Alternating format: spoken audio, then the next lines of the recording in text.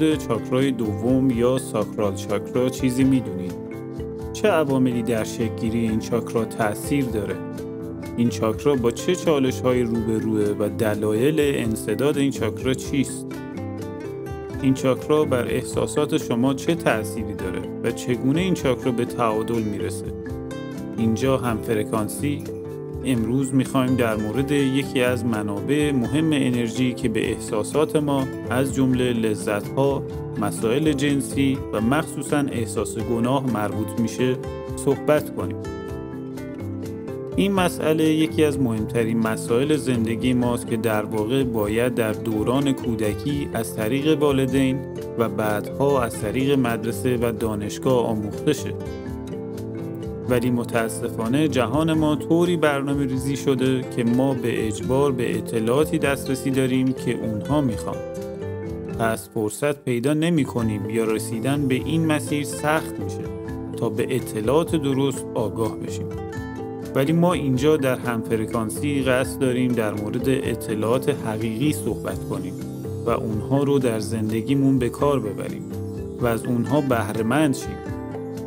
اگه اطلاعات نتونه تأثیر مثبتی در زندگی شما بذاره، به هیچ دردی نمیخوره. چاکرای دوم یا خاجی که به اون سواد هیستانا هم میگن، در 4 انگشت زیر ناف ما قرار داره و رنگ این چاکرا نارنجیه. این چاکرا مرکز احساسات ما، مسائل جنسی و خلاقیت و انگیزه های ما. این چاکرا تأمین کننده انرژی برای تولید مثل ماست.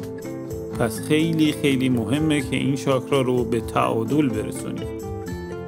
اندام هایی که درگیر این چاکرا هستن شامل پایین کمر، لگن و اندام های جنسیه. بعد از اینکه ما تونستیم چاکرای اولمون که المان اون زمین بود رو متعادل کنیم و از انرژی زمین بهره مند شیم که همه اینا در ویدیوی قبلی کاملا توضیح داده شده، حالا وقتشه اون انرژی رو به سمت چاکرای دوم که المان اون آب هست جاری کنیم. همونطور که از خصوصیات آب پیداست، نباید انرژی در این چاکرا مسدود بشه و در جایی بدون حرکت بمونه. در واقع نباید احساساتمون رو سرکوب کنیم تا تبدیل به عقده در وجود ما بشه. احساسات باید مثل آب در جریان باشند تا سلامتی اعضای اون قسمت از بدن تضمین بشه. دقیقاً مثل آب در جریان، پاک و تمیز. نکته جالب اینه که همونطور که این چاکرا به تولید مثل کمک میکنه، در آفرینش هنری هم نقش بالایی داره و متعادل بودن این چاکرا باعث بروز خلاقیت و استعدادهای هنری ما میشه. حالا وقتشه بریم ببینیم فعالیت بیش از حد این چاکرا باعث بروز چه مشکلاتی میشه. فعالیت بیش از حد این چاکرا دقیقاً مثل آبی که جریان شدید داره و نمیشه اون رو کنترل کرد.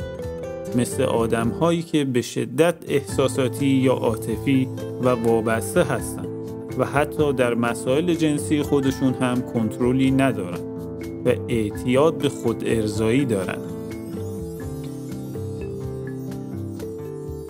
نشانه های فعالیت کم این چاکرا: وقتی خیلی بی احساسیم تا جایی که دیگران شما رو به عنوان یک فرد بی احساس میشناسن، حتی خودتون هم درک درستی نسبت به احساساتتون ندارین، در بروز احساساتتون مشکل دارین، در مورد مسائل جنسی با چالش روبرو هستین، احساس خوبی به خودتون و حتی دیگران هم ندارین، بسیار بی انگیزه هستید و زندگی دیگه برای شما جذاب و لذت بخش نیست.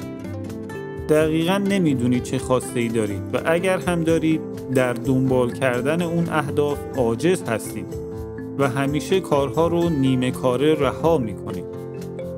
دیگه فکر میکنم دلیل خیلی از مشکلاتتون رو فهمیده باشید. قبل از اینکه بریم سراغ چگونگی حل این مسئله و به تعادل رسوندن این چاکرا، وقتشه بفهمیم ریشه این مسئله چطور به وجود اومده تا بتونیم این مسئله رو از ریشه حل کنیم. بریم سراغ نحوه شکل‌گیری چاکرای دوم. بعد از اینکه چاکرای اول تا 6 ماهگی شکل گرفت، نوبت چاکرای دومه، زمانی که ما کمی توانایی حرکت پیدا می‌کنیم. زمان تکامل چاکرای دوم تا 2 سالگی طول می‌کشه. دقیقاً زمانی که شما خودتون رو می‌فهمید و به حضور خودتون پی می‌برید. کم کم احساس می‌کنید، متوجه این میشید بعضی کارها برای شما لذت بخش و خوشحال کننده است و بعضی کارها ناراحت کننده و همراه با رنج. زمانی که میتونین قسمت پایین کمر خودتون رو به حرکت در بیارین و تلاش برای حرکت کردن داشته باشین. کم کم آدمای اطرافتون رو میشناسید، ارتباط احساسی برقرار میکنید. زمانی که کودک زود به حرکت در اومد، نشانه بیش فعالی این چاکرا و دیر به حرکت در اومدن کودک به معنی انسداد این چاکراست. در این زمان شما توانایی حرف زدن ندارید و همه چیز رو با زبان احساس خودتون بیان میکنید. گریه میکنید، میخندید، جیغ میزنید و کسانی که از شما مراقبت میکنن کاملا با این زبان آشنا هستند و شما رو درک میکنن. وقتی در کودکی احساسات شما سرکوب شه و به خاطر شرایط والدین و نداشتن کنترل رفتاری شما رو بی‌دلیل نقص کنن و احساسات شما رو جدی نگیرن، این موضوع در منبع انرژی چاکرای شما نهادینه میشه و شما سالها زمان میبره که این موضوع رو درک کنید و سالها زمان میبره که این چاکرا رو به تعادل برسونید. ولی اگه والدین آموزش دیده باشن و به این موضوع آگاه باشن، چقدر شما خوشبخت هستین. چون این پدر و مادر میدونن که آیا در این لحظه آمادگی جسمی، روحی، ذهنی و مالی کافی برای بچه دار شدن رو دارن. چون میدونن اگه این آمادگی در آنها وجود نداشته باشه چه ظلمی در حق اون بچه میشه. باید از خودتون سوال کنید: آیا از دوران قبل بارداری تا بارداری و کودکی توانایی آموزش و هدایت این کودک رو دارم؟ آیا توانایی کنترل خودم رو دارم؟ آیا توانایی بازگشایی جریان انرژی رو برای خودم و فرزندم دارم؟ انرژی که بزرگترین سرمایه هر شخص. تأکید میکنم بزرگترین سرمایه. ولی متاسفانه به خاطر شرایط کنترل شده جهان، اکثر افراد از این موضوع که اونها در ابتدا انرژی هستند و بعد دارای بافت فیزیکی بیخبر و ناآگاه هستند. ما هر لحظه در حال انرژی دادن و انرژی گرفتن هستیم. وقتی این چاکرا متعادل بشه، ما احساساتمون رو بهتر میفهمیم. کم کم اونها رو میشناسیم و کسی که احساسات خودش رو درست بشناسه به درستی به مسیرها هدایت میشه. چون احساسات ما هدایتگر ما هستن اگر این چاکرا متعادل باشه. والدین باید دقت داشته باشن وقتی به کودک میگن تو همیشه اذیت میکنی یا تو همیشه گریه میکنی، بدون اینکه مشکل کودک رو درک کرده باشیم احساسات کودک رو انکار میکنیم. اگه فضای خونه همیشه پر از خشم و خشونت باشه، کودک تحرک خودش رو کم کم از دست میده و زمانی هم که بزرگ میشه نمیتونه با انرژی کار کنه و اهداف خودش رو دنبال کنه. انسداد در چاکرای دوم تأثیرات زیادی در سلامت روان ما داره.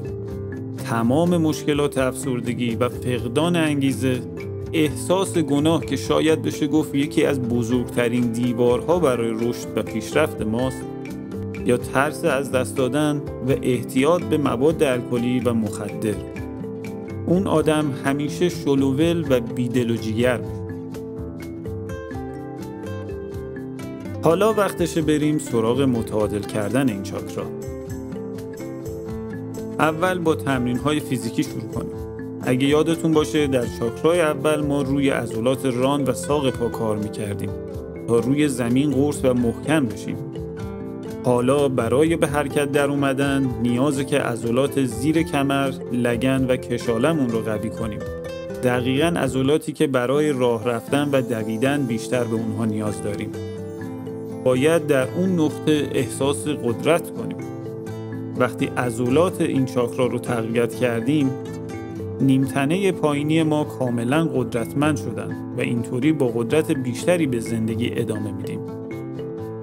تمرین تنفس دقیقاً مثل چاکرای اول، ولی این بار رنگ نارنجی رو تصور میکنیم، دم عمیق میگیریم و احساس میکنیم انرژی ها با رنگ نارنجی وارد بدنمون میشن و نفس رو نگه میداریم تا این انرژی ها کم کم وارد مسیرهای مسدود شده بشه و اونها رو باز کنه و بعد 4 ثانیه بازدم از طریق دهان انرژی هایی که مسدود شده بودن رو با رنگ خاکستری از بدن خارج میکنه. اونقدر این کار رو تکرار میکنیم تا احساس کنیم دیگه هیچ انرژی با رنگ خاکستری در وجود ما قرار نداره و ما لبریز از انرژی های شفابخش نارنجی رنگ هستیم. تمرین بعدی گفتن ذکر ارتعاشدار وام. با تکرار این ذکر در بدن ما، مخصوصا قسمتی که چاکرای دوم ما قرار داره، ارتعاش ایجاد میشه و اون چاکرا رو روی فرکانس مناسب خودش قرار میده. و آخرین تمرین هم گوش دادن به آهنگ هم فرکانس اون چاکراست. فرکانس چاکرای دوم 417 هست و میتونید این آهنگ رو به راحتی پیدا کنین و در جای ساکت و آروم تا جایی که ازش لذت میبرید گوش کنید. امیدوارم با دیدن این ویدیو به عمق خیلی از مسائلتون پی برده باشید و خیلی زود با تمریناتی که داده شد حلشون کنید. بهتون قول میدم اگه هر روز فقط 1 ذره روی این موضوعات کار کنید، اونقدر بنیه شما قوی خواهد شد که دیگر به این آسونی ها از تعادل خارج نشید. خیلی ممنون که تا اینجا با من همراه بودید. اگر شما هم تمریناتی داشتید که تأثیر مثبتی روی شما گذاشته، توی کامنت ها بنویسین تا ما هم یاد بگیریم. با لایک کردنتون به ما انرژی میدین. اگه دوست داشتی تو هم فرکانسی شو.